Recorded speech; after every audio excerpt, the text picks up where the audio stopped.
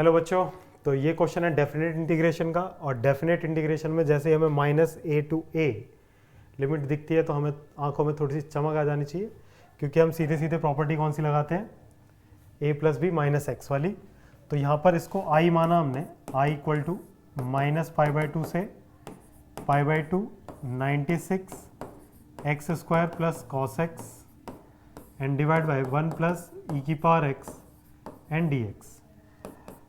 Property लगाई हमने तो ये हो जाएगा -π/2 से π/2।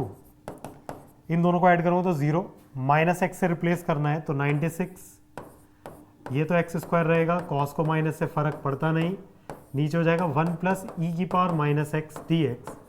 और फिर आप ध्यान से देखेंगे तो ये जो i आएगा हमारे पास, ये -π/2 से π/2, इसमें इस e⁻x से माइनस है तो नीचे जाएगा तो यहाँ ऊपर आ जाएगा 96 × e⁻x 1 x² + cos x x² + cos x and divide by 1 + e⁻x dx।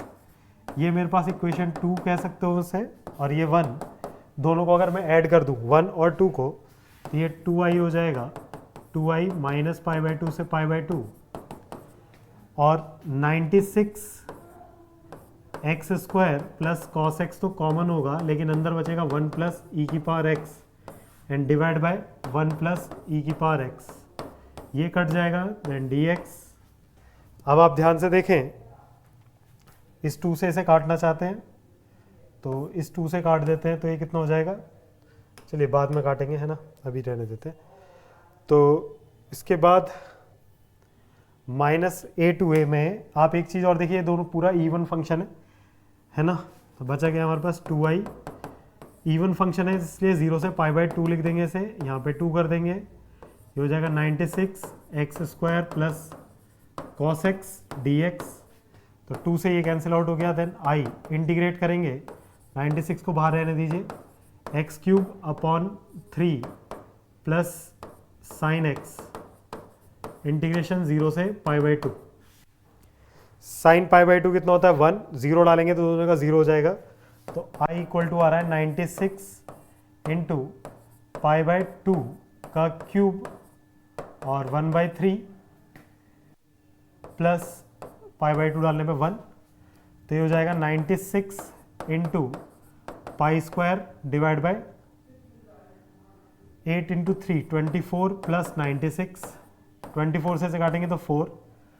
तो देखते हैं हमारे पास i कितना आया, i आया 4π³ + 96।